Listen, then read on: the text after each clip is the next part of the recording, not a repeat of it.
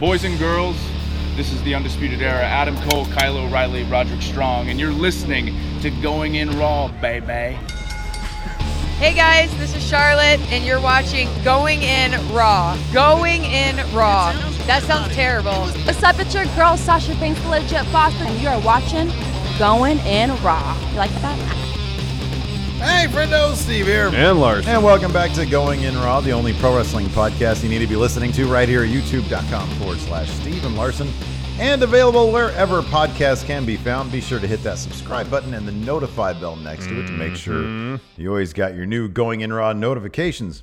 We're also available on the Patreon at patreon.com/Steve and Larson. We have a variety of reward tiers over there. I forget if we had any new patrons, so I'm going to look that up right now because at the $1 mark, you get a shout out right here on the show.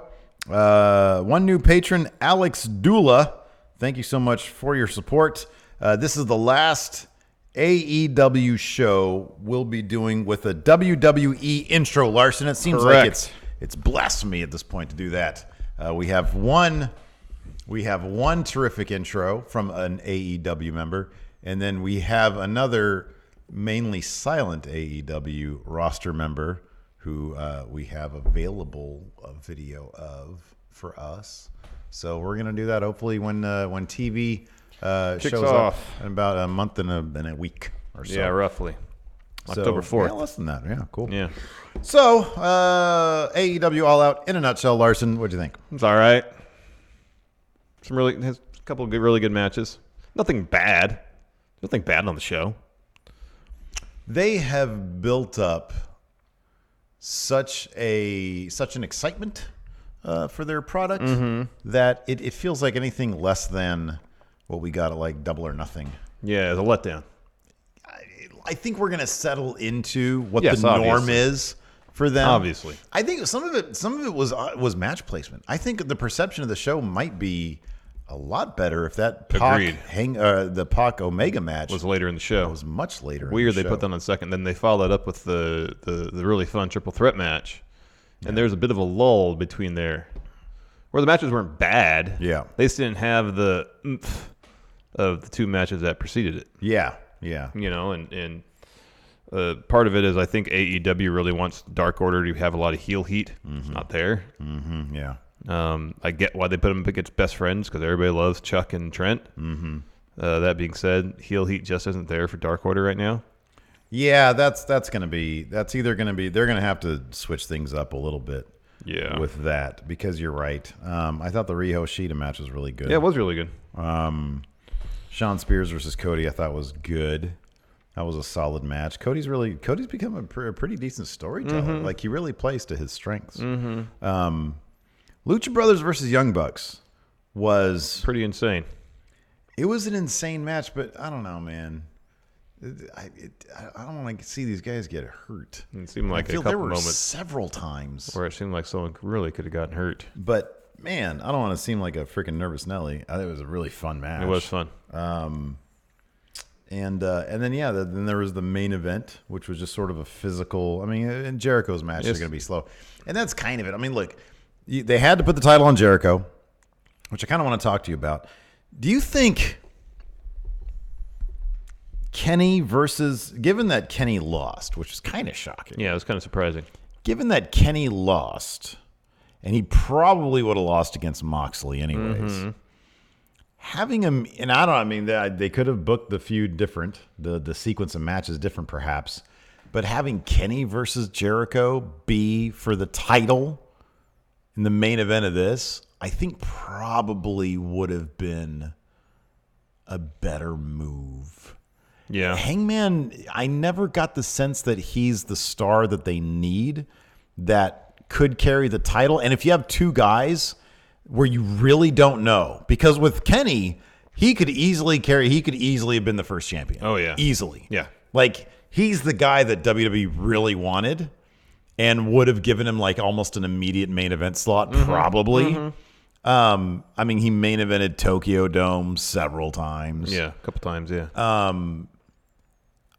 I just get like, in retrospect, thinking back on it now, after I was thinking about this while watching that match, Kenny is such an exciting wrestler.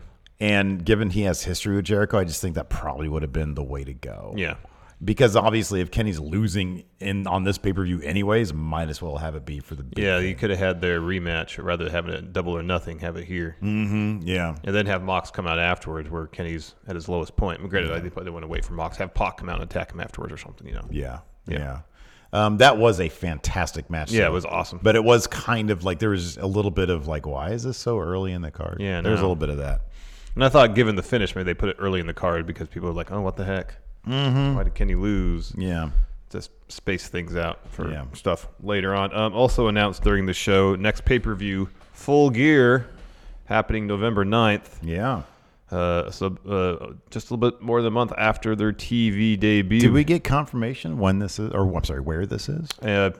Chat in our live stream said Baltimore. I didn't notice it during the advertisement that played, but I'm guessing that wasn't formulated out of thin air. Yeah. But we'll confirm that. Yeah. I mean, I think this was a serviceable thing. I mean, look, they don't have TV. I know, I understand they've got Being the Elite, they've got Road to build stuff. Yeah. But I think it's going to be really interesting once TV starts and they can really, really build some angles and build some stories leading into their pay-per-views. That should be really interesting. Yeah. But yeah, like you said, I would say this is more good than not, for sure. So yeah, it's in Baltimore at the Royal Farms Arena. Oh, cool. Okay, right on. Neat, Baltimore. So yeah, we'll just get into it. Yeah. So buy-in kicked off with the Women's Battle Royal. Winner of this got one of the two spots on the first TV show on October 4th. Determined the first women's champion. Missed the very, very, very beginning of it, but amongst competitors in the first group, of course, AEW, they do their Battle Royals a little differently. Said it's double or nothing. Wrestlers come out in groups of like 4 or 5. So the first group must have had Britt Baker, Shazza McKenzie, Nyla Rose, and Penelope Ford. I don't know if there's anybody else. Those are the people in the ring when we first turned it on. Britt Baker eliminated Shazza. Nyla Rose eliminated Penelope Ford. The next group comes out. Amongst that group, Tenille Dashwood, Yes. which is cool. We had heard that she signed with Impact, but then Britt Baker says, no, not really a deal per se. Like, she's doing stuff with Impact, but not like a full-time contract. There were 2 names in this specifically that if they hook on to AEW full time, Tenille Dashwood and Mercedes Martinez, Who would make an appearance later, yeah. that greatly, hugely improves their women's division.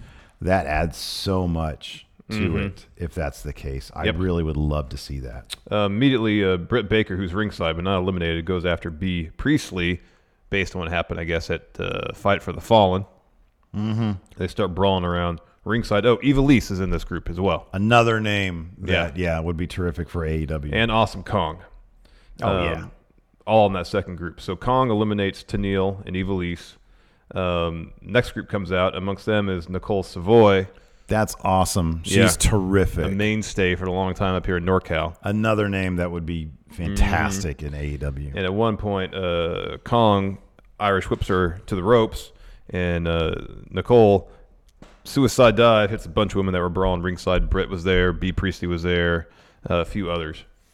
And then Kong is eliminated by like half people in the ring. Next group, Brandy is in the second group as well. Next group, Mercedes Martinez, she's the Joker. She was the final. At that point, Jazz was already in. Who else? Allie. Allie was there. Yeah. Sadie Gibbs. But Mercedes Martinez, she was a Joker, and she had a heck of a showing. She hits a Saito suplex on Nyla Rose. After that, Nyla eliminates Allie. B. Priestley eliminates Sadie Gibbs, and then Britt Baker, I believe with an assist from B. Priestley, eliminates Mercedes Martinez. And then your final 3 are B. Priestley, Britt Baker, Nyla Rose. So B and Britt kind of team up to try to get Nyla out.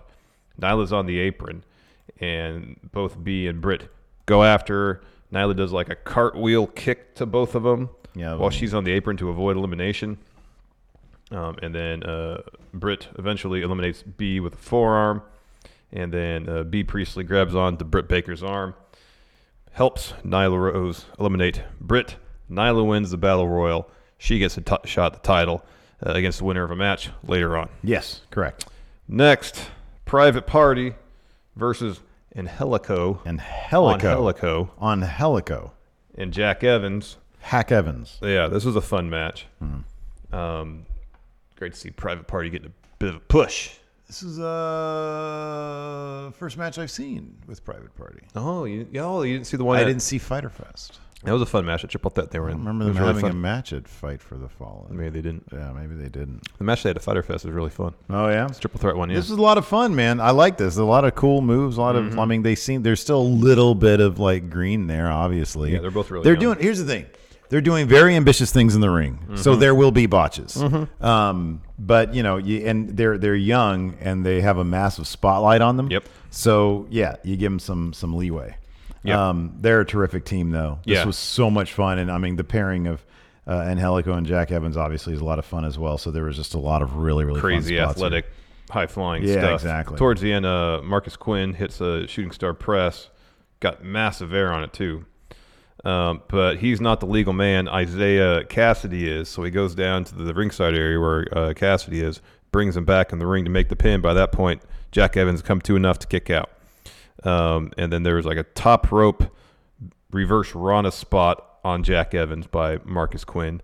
Isaiah Cassidy hits a standard reverse Rana in the ring on Evans. Yeah, in sequence, yeah. Yeah, and that allowed Cassidy to get the pin on Angelico after Private Party hits their finish, which is a Hurricane Rana RKO cutter combo. They get the win. That was the first time I saw that. It's great. It's a hell of a move, man. I mean, you take the two most fun moves in wrestling and you put them together. Of course, it's going to be great. Why didn't anybody else think of winner. that? Why didn't anybody else think of that first? A massive win. So then Angelico and Jack Evans, they attack Private Party after the bell, so we might get more of this feud. I'm down for that, man. I'll keep on taking these matches. Absolutely. Very creative teams. Next. So there was a vignette. There is a fella who was who was confronted. He was out for a night out with his lady friend. In a parking structure, which seemed like the roof of a parking structure. Yes, it did seem that way. And then they were walking, I spot. assume, to their car, and in front of them was a group of 5 street toughs. Yeah. I mean, they didn't look that tough. No, but they were obviously paid actors. Yeah. But they were presented to us as if they were supposed to be street toughs. Yeah. This is kind of like a scene out of what would be like a modern day, what's the Jets and the Sharks? Oh, West Side Story. West Side Story, perhaps. Anyways, the fellow with his lady disrobes his top. Takes his shirt off, his button-up shirt off. He's got like some scars on his back. But he's jacked. He is Jack Daddy. He's super jacked. Yeah. And so he proceeds to thwart the attack of these street toughs and dispatches of them relatively easily. Yeah. I think culminating in like a choke slam. Yeah, he choke slam one guy in concrete in slow motion. Yeah, and then we just see Wardlow. That's not an easy name to say. I mean, 6 months from now, we're going to be like, oh my God, you see what Wardlow did? But right now, it's too new for us to really. Yeah. Wardlow. Did this guy go shoot this vignette himself? Looked like it. Although, I don't know how much money Wardlow has. Like, the camera is pretty decent. He was all right. Well, yeah, it wasn't, like, great. Do you think he got advance on his AEW contract salary? Say, here, we're a little booked right now, get ready for All Out. You shoot, like, a little skit or something to introduce you. Like, here's an idea, just run with it. They can't have him do that out of his own budget. I thought you meant... No, I'm saying... Did he pitch this to them? Did he send them this in the first place and say, hey, take a look at me? Maybe then they advanced him the budget. They're like, this is so good, we're going to... Or they're like, okay, yeah, that's fine. We got other things to worry about over here. In any event, I think he directed it. Yeah. After that, backstage, MJF interview. Of course, he's going to walk out with Cody for his match against Shawn Spears. He doesn't like Shawn Spears at all. Yeah. Thinks he's trash. Mm-hmm. He saw his run in NXT. He was like, it's garbage. What's he doing here? We're not a dumping ground. No. That really should be his MO, is we're not a dumping ground. Yeah, no. That thus concluded the buy-in. Main card kicked off with SCU versus, what do they call them? Jurassic Express? Oh, is that what they're named? Is that what it was? I don't know. Let me write it down. Luchasaurus. I really need to start watching this. Jungle Boy, Marco Stunt. 6-man tag team action. Of course, SCU did their customary promo advance of the match. Christopher Daniels randomly yelling out SCU. This is the worst town we've ever been in. It's so just paint by numbers at this point. It's just, I mean, I guess there's an element maybe of like, I guess of, this is what the wrestling promo is now. It's weird. SCU almost seems like a nostalgia act at this point. You're 100%. Yes. That's what it is. And they've been around for what, 2 years? That's what it is. Well, 2 of the guys have been around for like. No, I mean as I know what you SCU. mean though. I completely understand. They go through their thing like a nostalgia act would. I know. You're completely right about that. That's hilarious. Yeah. Anyway, this was a fun match and a hell of a showing for Luchasaurus. He was doling out black masses, all sorts of kicks to the standing moonsault at one point. It was a great showcase for Luchasaurus. However, his team did not come out on top. Marco Stunt is so much fun to watch. Yeah, he is. As is Jungle Boy. Everybody. This is a fun match. Everybody in this match is great. Yeah. There's a spot where Frankie Kazarian hits a Hurricane Rana off the apron, I believe, on Luchasaurus, sends him towards his teammates, and he speared him like the momentum was such that he was forced to spear Jungle Boy and Marco Stunt. Comedy of errors. Yeah, and then Scorpio Sky follows with a tope on Luchasaurus. Finish saw Kazarian pin Stunt after he and Christopher Daniels hit their finish on while Kazarian was hitting both Stunt and Jungle Boy. Were there stakes for this? There wasn't no like stakes. You get a buy, you get to fight Nothing. for a buy. Nothing. No, nothing. You qualified for a chance to fight for a buy. Nothing like that. No. Okay. No. All right. Fair enough. No. Next, probably match of the night. Kenny Omega taking on Pac. Or Pac, as they were calling him. Pac. Care what they're saying. So there was some one-upsmanship. They'd run the rope. Someone would fall the mat, and rather than jump over, the other person would step on them, stuff like that. They did a pretty good job of bringing some intensity to a match that had no build. Because it's a dream match everybody wants to see, so it kind of sells itself. Sure. Yeah, dude, and here's the thing. It justified it. It did. Totally. It totally justified it. Totally we know what Pac is all about. We know what Pac's all about. We know what Kenny's all about. Yeah. We know all this stuff. Just get him in the ring and let have them do them their thing. that. Let them tell their stories. Yeah. So early on after that one-upsmanship, there's some back and forth. Kenny goes for a Katara Crusher, and Pac just like flips out of it. And then just smiles. And smiles at him.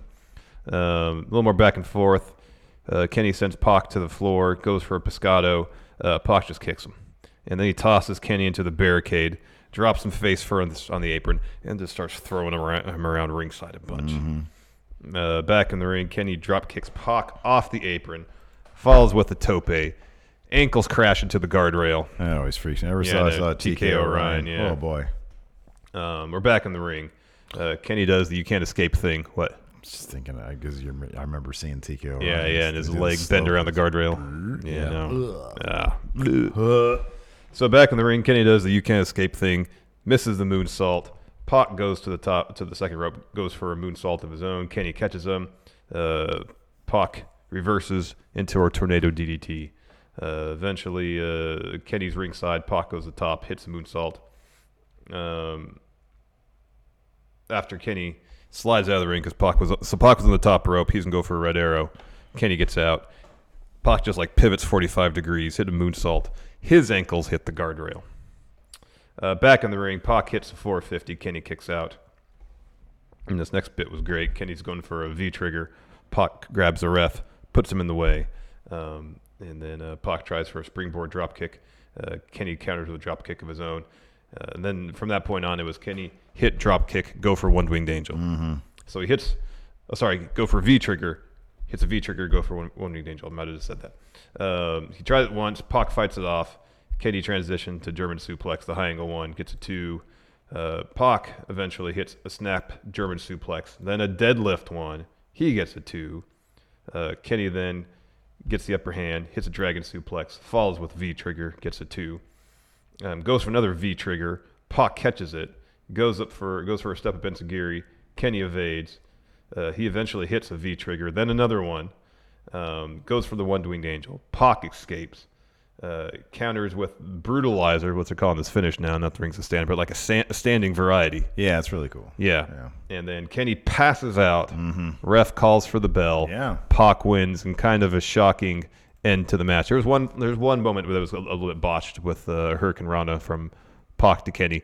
But, I mean, when the match is otherwise this good, they played it off okay. Not only was it good, man, they it. I don't know. When a botch comes late in a match that's been so physical that they are obviously at their wits' end. They're obviously like gassed. Yeah. And then the commentary did actually a pretty good job of selling it. Yeah, I mean, it's like, dude, I would actually prefer things to get sloppy. Yeah. Because I think it plays better in the story. It does. I'm sure they're not happy about it. No, probably not. But this match was hard hitting. I think it's fine. Yeah. It didn't bother me at all. Yeah, no, it totally makes sense. Because it seemed like with their strikes, they were really going after each other. It was pretty great.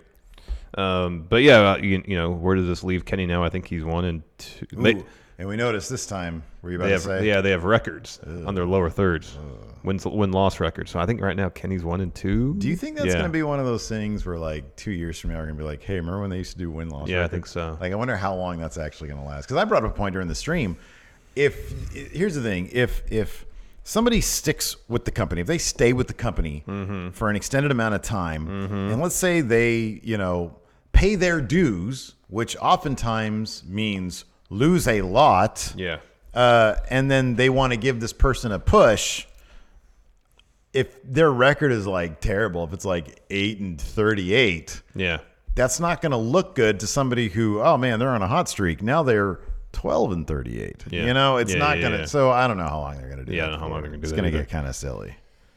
And how are these win-loss records going to play into? They can kayfabe and say they went on like an extended house show circuit. Yeah, I guess. Yeah, He rattled off 10 house show wins in a row. Well, they're not really going to have house shows. They're going to have like a handful of them, though. Kayfabe, they could say they do, though. I guess so. They can. That's the point of kayfabe, man. It's all fake, baby. But the question I have is how are these win-loss records going to play into like are they going to have rankings? They have number one contenders that can be settled based on. I love that. I really like that idea. I really like the idea. Depends how they implement it. It's like, okay, well, cool. Now you've proven your case after months and months in the company. Let's see how it shakes out. But it's on the other hand, it's a little bit silly. It's pro wrestling. Yeah, we all know it's predetermined. Exactly. We know, who's going to win the match, or they know who's going to win the match before they even start. So, should it really matter? Yeah. Next, a really fun triple threat hardcore type match, sponsored by Cracker Barrel. And they actually use the Cracker Barrels. Really good implementation of Cracker Barrel. This match was a blast. I love all three of these guys. I just can't get enough of, and I hope they just keep on going round and round. Yeah. So it was Darby Allin versus Jimmy Havoc versus Joey Janela. Immediately, bell rings. Jimmy Havoc leaves the ring. He goes under it, grabs a staple gun, starts shooting staples on himself. You got to get yourself geeked. Yeah. Shortly thereafter, Darby Allin, with some help from Joey Janela, tapes Jimmy Havoc to a chair, and he has a cup with him. He has some gaffer's tape and a cup. So first tape, then he goes and grabs the cup and starts shaking it. And it's like, well, there's something in it. It's not ice. What is it?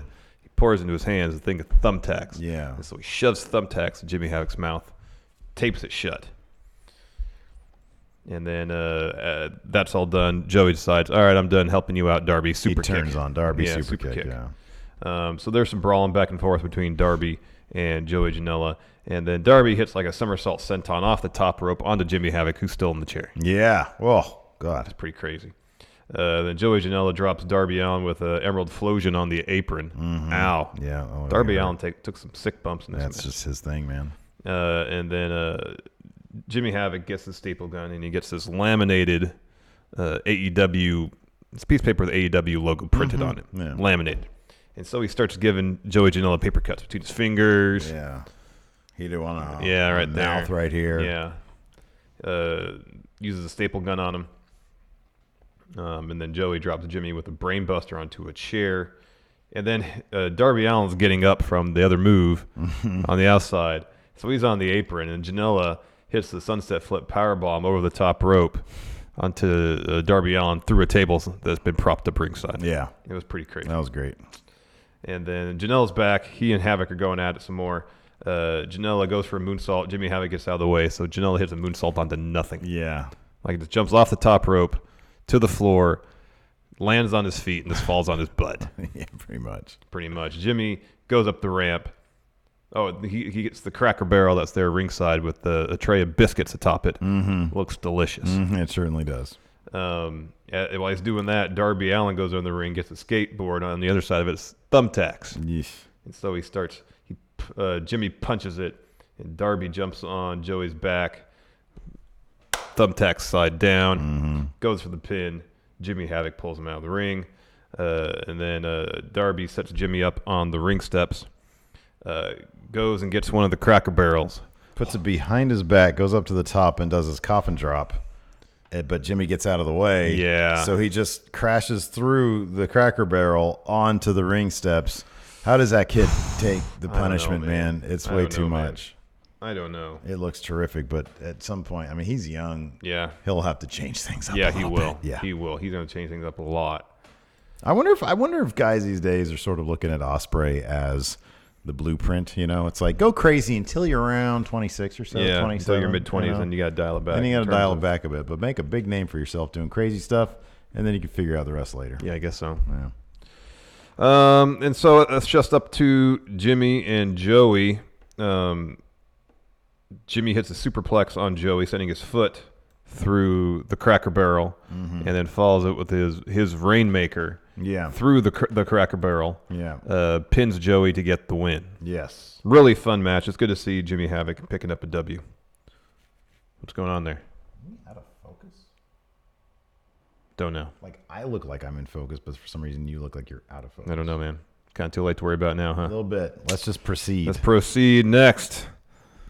Dark Order taking on Best Friends. Like I mentioned, Dark Order doesn't have the heel heat that I think AEW really wants.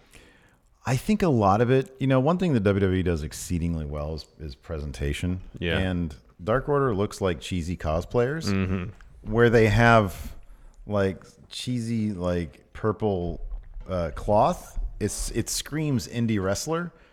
It's these little things that sort of make sense. Their lead guy. What's the main guy name? Stuart Grayson. Okay. And then Evil Uno. Okay. So Grayson, he needs to dirty up a little bit. He needs to grizzle up a little bit. And like the cloth needs to be like leather or pleather or not fresh from super from Joanne Joanne's fabric. Yeah. It needs to be something really weathered. Yeah, I agree. He needs like more stuff going on. Like go and roll around in some dirt or something. It's like, okay, so he's not doing the tattoo thing. So do like gauntlets or gloves. Yeah. Like other stuff. Something. Because you just come off as a bit cheesy. Yeah.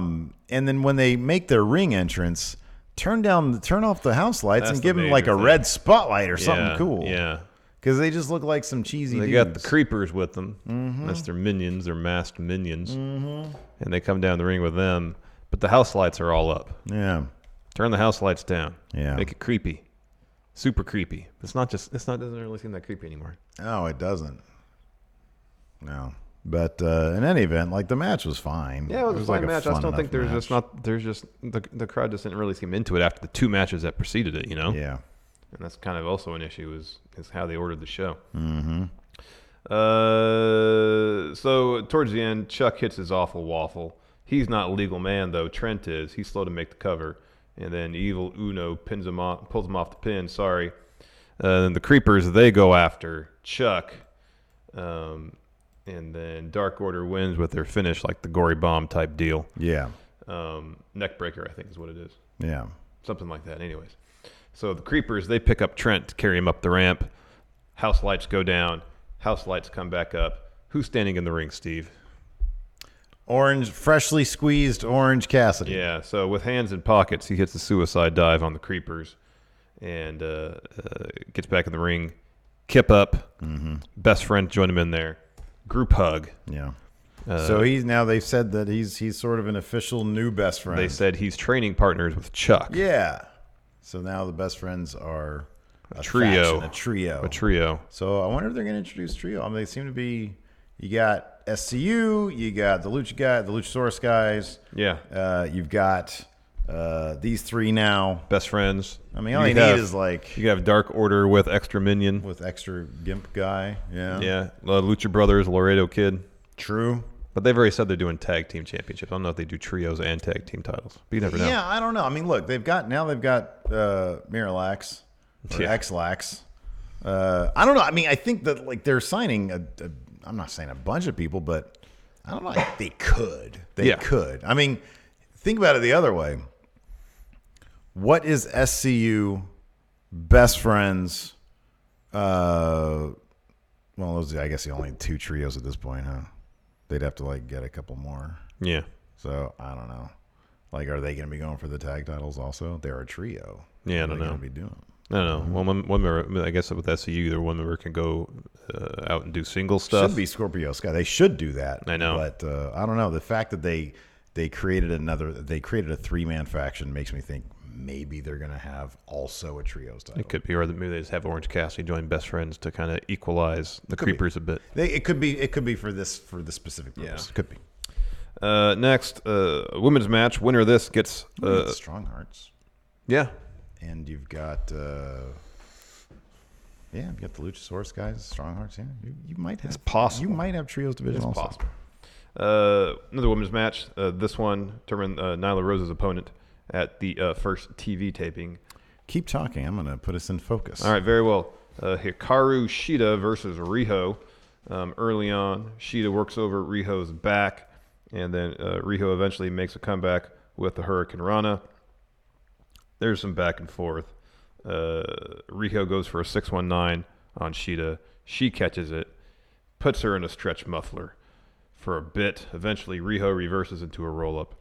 We get this great deadlift superplex from Shida. She gets a 2 count. Later on, Riho hits the Del Rio double stomp. I don't know why I call that. Andrade does it way better.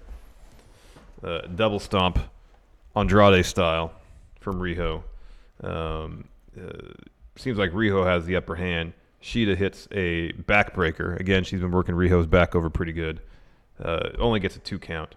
And then Riho eventually wins with this crazy. It started with like a crucifix pin thing, but then turned to like a hip toss thing into a roll up. It was crazy. It was pretty awesome. Yeah, no, it was rad. She picks up the win, so she'll be taking on Nyla Rose October 4th, first TV episode for the women's title. Nyla comes out on the ramp to stare down Riho a bit, so that should be pretty solid.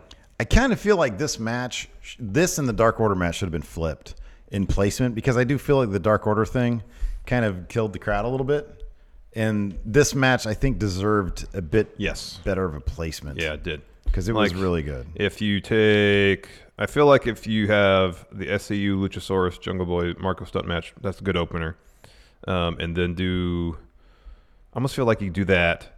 Then you do the triple threat. Then do the women's match. Then Dark Order Best Friends. Then Pac versus Kenny. Mm-hmm. Yeah. Kind of how you put it that way. Then you're building momentum a bit. But I mean, the thing is, there's no matches. Like the Dark Order one was really the only match that like really didn't have much going to it. Mm-hmm. All the other matches really have a lot of meat to them. Yeah. So I don't know. Anyways, after that was Shawn Spears versus. Oh, and then I don't know if did you mention Nyla came out to the ramp and sort of stared? Okay. Yeah. So after that, we had Shawn Spears versus Cody, and again, Cody's been really good at surrounding himself with just good story. Mm-hmm. And this match, again, like the match played out, it was really nice with the story. And then, of course, you got some former horsemen involved as well. Yeah, but then I know Cody on his weight belt he wore down the ring said Captain on the back. Oh, yeah. Okay, we can talk about it. So y'all know I'm a massive nerd, and I love Star Trek. What do you do with Star Trek entrance? I even have a Star Trek podcast. And I didn't. What is that? So this is like a gripping, compelling story. Exactly. All eyes on Shawn Spears. Can he sort of prove that he's more than just a good hand? Yeah. Yeah. And so Cody comes out. Well, here, let's do this first, because Shawn comes out, and there's dramatic lighting on the stage. He's really sitting at the cool entrance. Yeah, sitting on top of the ramp sitting on a chair. He's the chairman after all. Yeah. And then he takes his time. He's got a hood over his head. You can't see his face. Takes his time down in the ring, takes his hood off. He's got contacts on. Yeah. Which I don't know why that's exactly motivated, but he looks cool. Yeah, he's got So like whatever. it's like white contacts. Yeah. so White it's- irises. White, Yeah. yeah. So you're like, okay, that's cool. That it's they're setting him up as a character heading to the ring. We cut backstage and there's Brandy dressed as 7 of 9. From Star Trek Voyager and the upcoming Picard series. And then you got DDP dressed as like Riker, but not Next Generation, not from the TV show, from the movies. Those are the movie outfits, right? Well, it's the Voyager. I mean, popularly, it's the Voyager TV series. They only wore that. They were in one of the Next Generation movies. The first Next Generation movie is when they introduced him. No, they introduced him in Deep Space Nine. Oh, okay. Yeah. So they were introduced in Deep Space Nine, but because they introduced him there, they also wore them in Next Generation, the first movie. Yeah. And Voyager wore them throughout their entire Gotcha. show. See, Yeah. I'm happy to have you here. For See, that. I'm here for you know something. the timeline. So I didn't even think about it. You're absolutely right. They wore like sort of an obscure Next Generation era uniform. Yeah. So you have DDP as Riker essentially.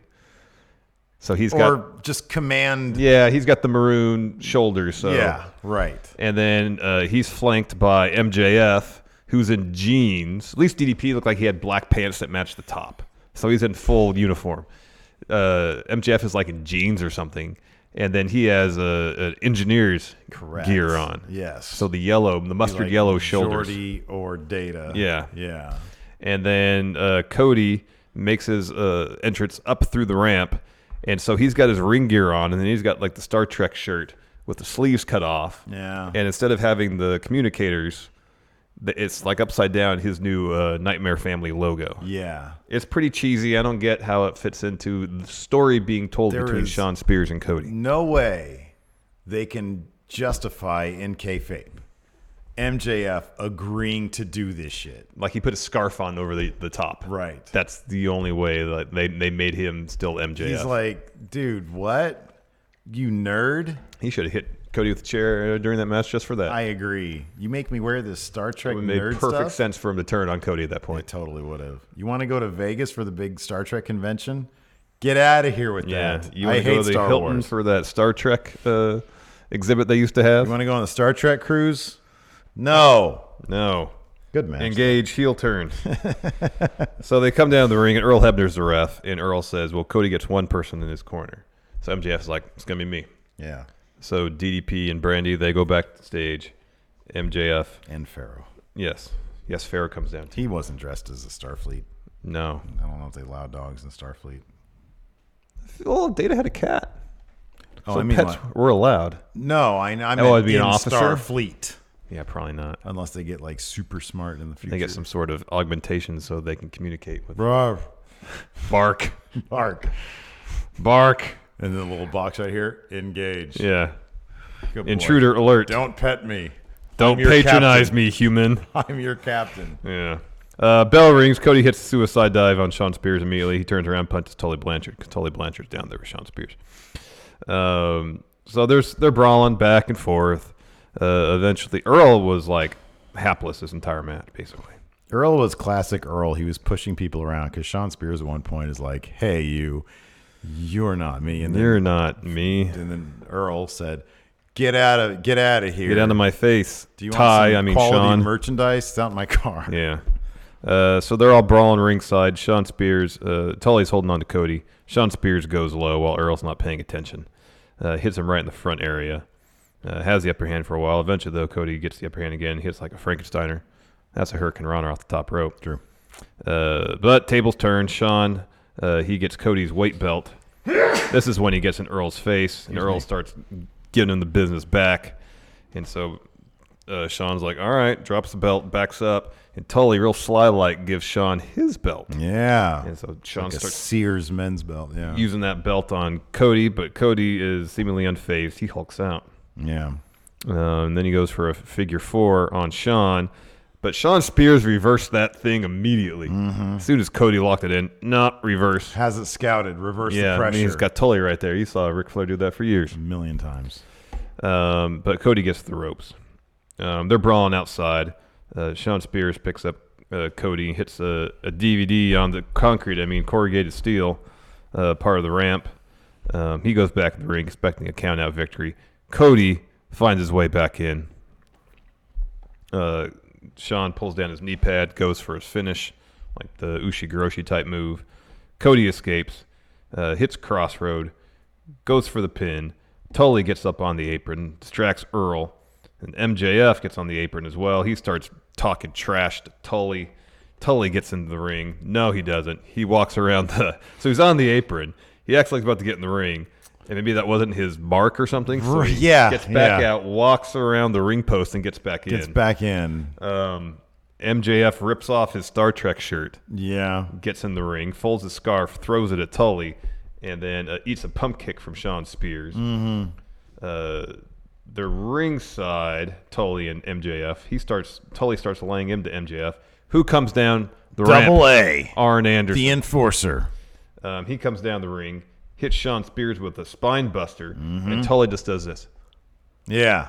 It's a beautiful spine buster, too. I mean, Arn has the best. He really does. Yeah, so Tully is all upset. He's like, what the heck? Best laid plans ruined now. Former tag team partner, tag team champions together. Yeah. What happened to this? Yeah. Now it's just a big old this. Whoa. Wow. So Sean Spears is laid out for a bit, but eventually he goes ringside, gets a chair. But the Tully just goes up the ramp. Yeah, goes up the ramp, leaves Sean Spears completely. Gets a chair. You try and get through the ropes. Cody drops him with a flatliner. Cody picks up the chair, tosses it to Sean Spears, hits him with a disaster kick, follows that with Crossroads. He gets the win. Yes.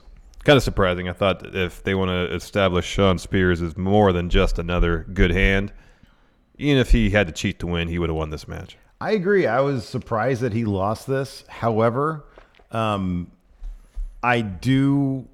It was unexpected.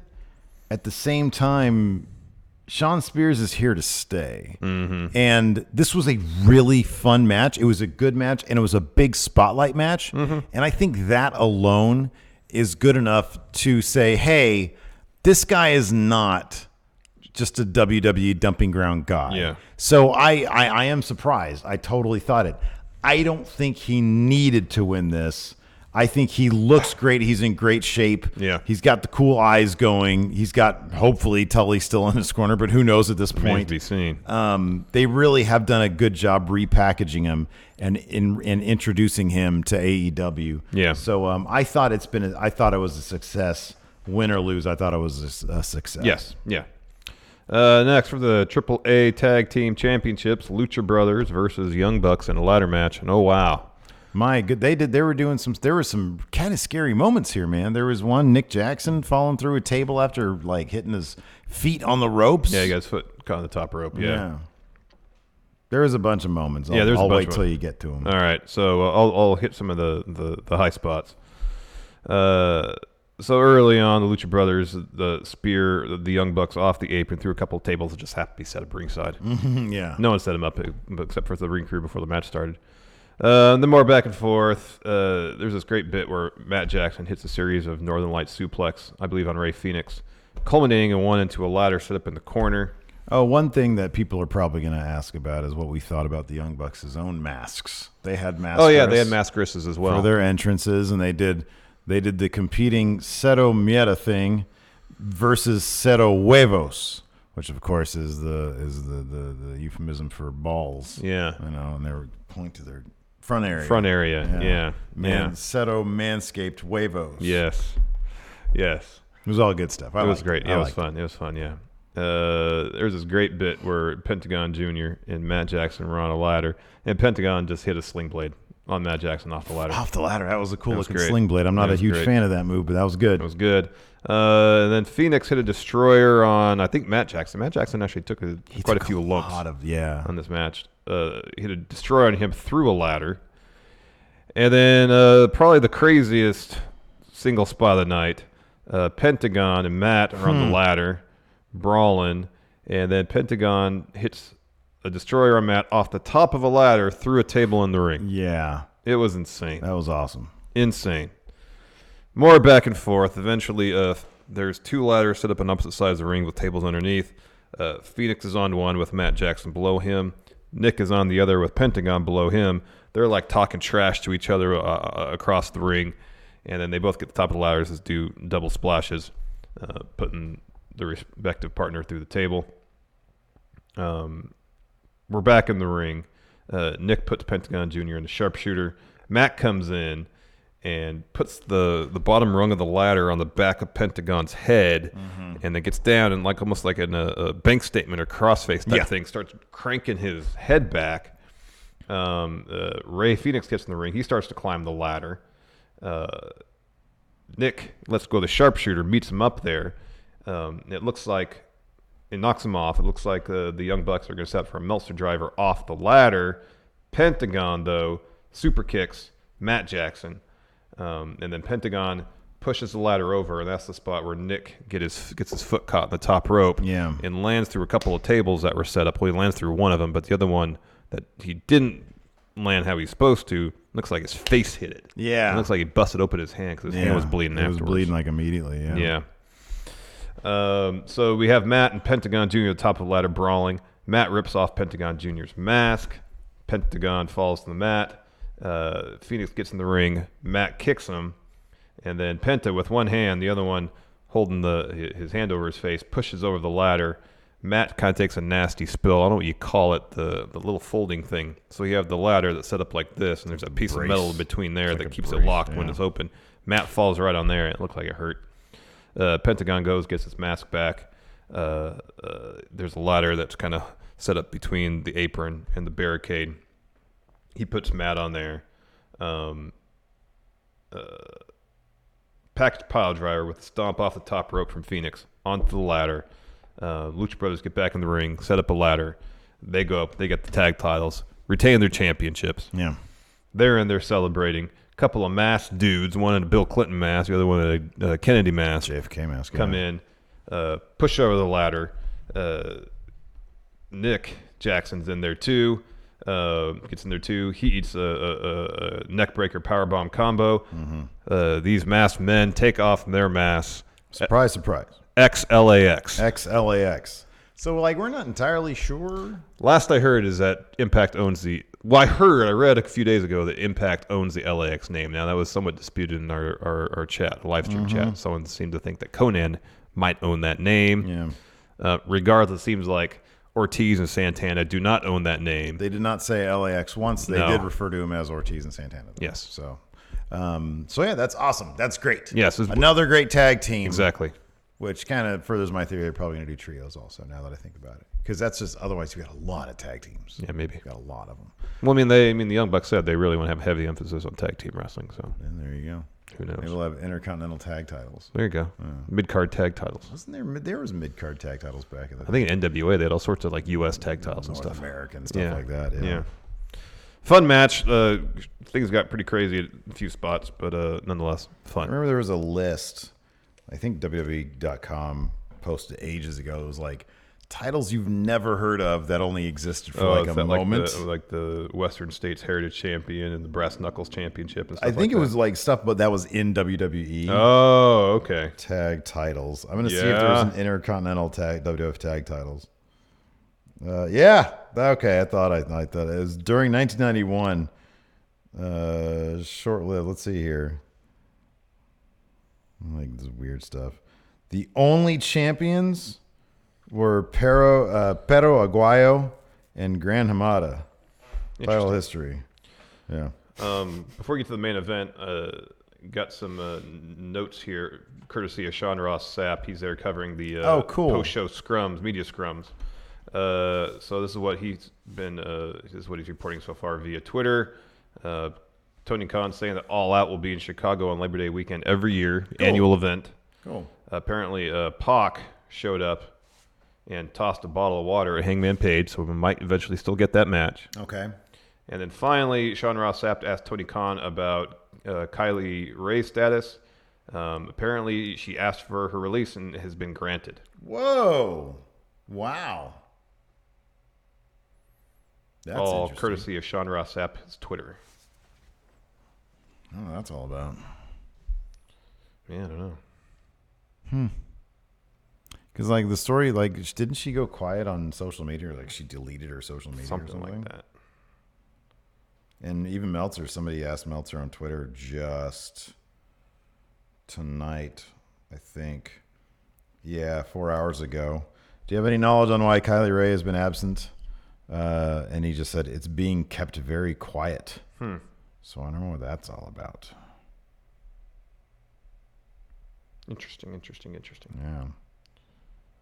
WrestleZone has some notes on what happened after the cameras went off. Apparently, Cody and Tony Khan were in the ring and gave a speech.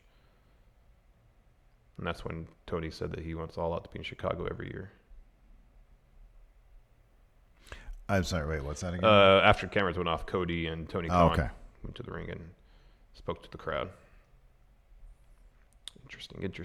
That's cool. I guess I'm not shocked that they are All Out is going to stay in Chicago every year. They kind of alluded to that, talking about how they like the idea of like Starrcade used to be in Greensboro every year for a while until they moved it. So, anyways, main event time. Hangman Adam Page taking on Chris Jericho, determined the very first All Elite Wrestling World Heavyweight Champion. Yeah. Page got his horse. He rode to the ring on a horse. Yeah, he rode to the ring on a horse. A horse is a horse, of course. Nay. Just watch that bit of the live stream. At that point, our reaction stream just turned into horse joke after horse joke. Yeah, pretty much. It was Bret pretty Hart cool. as horse. Bret Hart as horse was probably like the best. Please give me a nay. Nay. See, still good. Still good.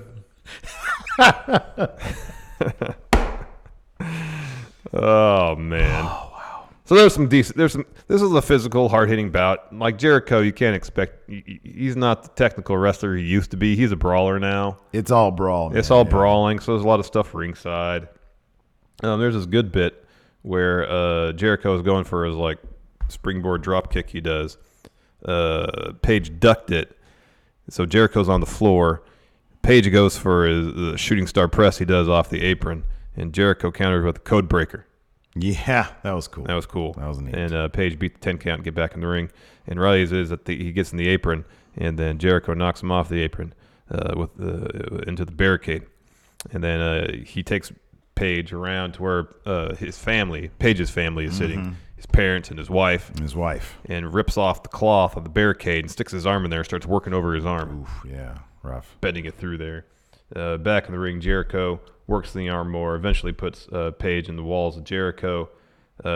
Page powers out, hits Jericho with a discus elbow, and busts open Jericho above his left eye, the same place where Jericho busted open Hangman. I guess it was probably Fyter Fest. Yeah. Oh, sorry, Fight for the Fallen. Sorry. Storytelling. Yes. And so you could see the referee, Aubrey Edwards, hand Jericho something it looked like. Jericho rolls out of the ring. He emerges, blood up on his eyebrow. So he's bleeding a decent amount. Nothing like Dustin Rhodes was at Double or Nothing. No.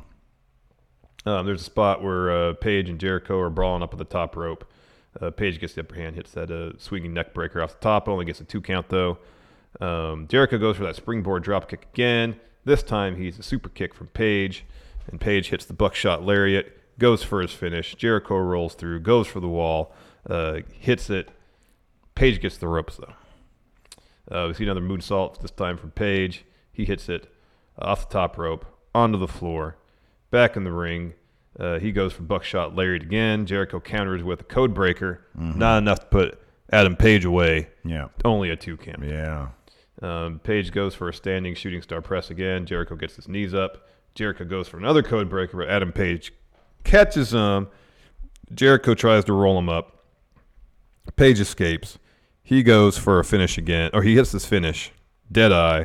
Jericho kicks out. Page hits a buckshot lariat, goes for another Deadeye. Jericho escapes, and Page goes for another discus forearm. Instead, he eats back elbow Judas effect. Yeah. Jericho takes a sweet time getting over there for the pin. Yeah, Nonetheless, it took a while. Yeah. it was enough to defeat Adam Page.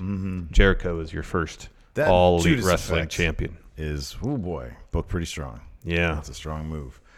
Who's got the chin to take one of those and kick out of it? That's the question. I know. I think a Kenny reborn once he gets Gotta through be this Kenny crisis reborn, of yes. confidence. They're definitely doing some sort of crisis of confidence storyline with Kenny. Because, like, I mean, I know this is like building up his Moxley match. I'm assuming he's going to lose to Mox also. But he was saying, you know what? I'm a true professional. You're over there in Japan wrestling 24 matches in 30 days or whatever it is. And meanwhile, I'm over here resting. I'm the best I've ever been. And he's losing a match. He would have lost to Mox also. So this seems to be some sort of crisis of confidence. Seemingly. So that's good stuff. Yeah. So yeah, it was a good. I mean, look, man, they set expectations so high that you know, we're gonna figure out what a standard pay per view is like, what a secondary pay per view is like, et cetera, et cetera. It's a new company. I'd be really interested to see how this show played live.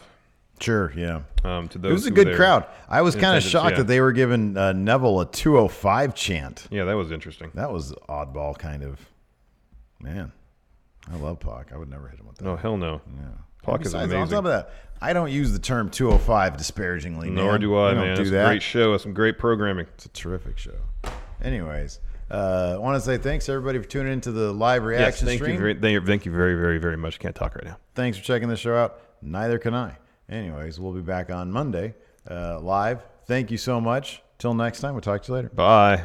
Be a part of Going In Raw today at patreon.com/Steven Larson. Starting at $1 a month, you can enjoy Going In Raw ad-free, gain access to the daily 30-minute Going In Raw post show, exclusive merchandise, and so much more. Support Going In Raw today. Click the link in the description.